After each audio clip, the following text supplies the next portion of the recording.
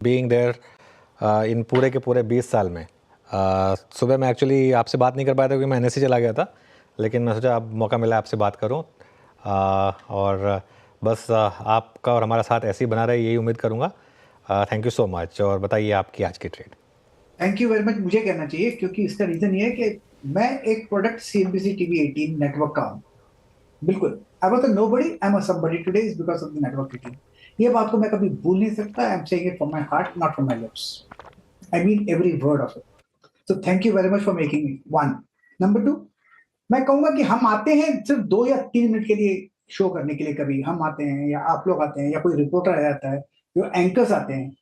मुझे पता है अंदर से जो मैंने देखा है, the effort that goes into making this product, जो आप 2-4 मिनट बोलते हैं, दैट इज इमेंस, ट्रिमेंडस। वो मैंने देखा है। लोगों को पता नहीं है, लेकिन उनको तो लगता है कि हम 2-5 मिनट आके बोल के चले जाते हैं, लेकिन जो एफर्ट जाता है वो डिलीवर करने में, दैट इज इमेंस।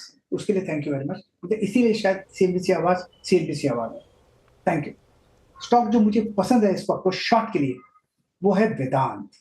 ब्रेकडाउन मिला है 200 डे मूविंग एवरेज का, और ट्रेड कर रहा है करीब 416। स्टॉप लगाना चाहिए 420-22, ज्यादा नहीं, 5-6 minute. On the down side 400 भी पॉसिबल है वेदांत शॉर्ट। ओके, 416 पे वेदांत जो है वो शॉर्ट कॉल है आपकी और शॉर्ट ट्रेड। शिल्पा जी, गुड आफ्टरनून, आपका ट्रेड? जी, मेरा भी सेल की तरफ रहेगा।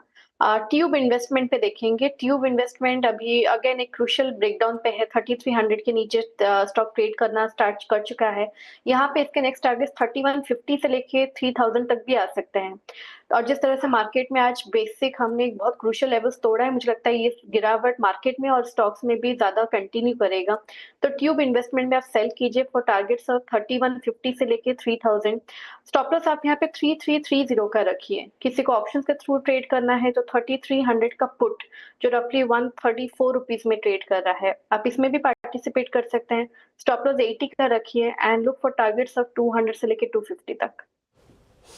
ठीक है, ट्यूब इन्वेस्टमेंट सेल साइड की ट्रेड शिल्पा जी की तरफ से आते हुए। मानस जी, गुड आफ्टरनून, आप क्या पिक कर रहे हैं? जी, तो बिकवाली करने का ट्रेड लेना है।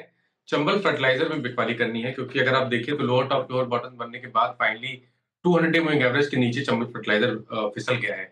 तो चंबल फर्टिलाइजर के फ्यूचर में जो कि 460 रुपए चल रहा है, उसके फ्यूचर में बिकवाली करेंगे। 471 का स्टॉप लॉस लगाएंगे और 440 तक के टारगेट्स पॉसिबल है चंबल फर्टिलाइजर्स के फ्यूचर में।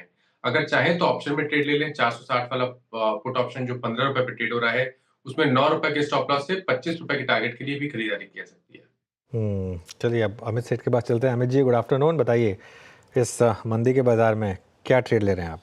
जी, good afternoon Anuj ji, good afternoon Virendra ji, Shreya ji and everybody on the panel. Anuj ji, first of all many congratulations to entire CNBC और आप सबको भी for 20 years and the 20th happy birthday. मेरा आज का ट्रेड रहेगा एल्कम फ्यूचर्स में, एक शॉर्ट कॉल रहेगा। अगर एल्कम का हम स्ट्रक्चर देखें तो स्टॉक ने काफी समय से 200 डेमा के पास एक कंसोलिडेशन करने की कोशिश की थी, बट ये consolidation has broken on the down side.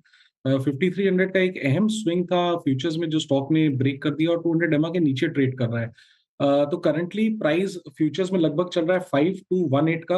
Alkem का फ्यूचर शॉर्ट करें, स्टॉप लॉस रहेगा हमारा 5280 का और टारगेट्स रहेंगे 5100 के।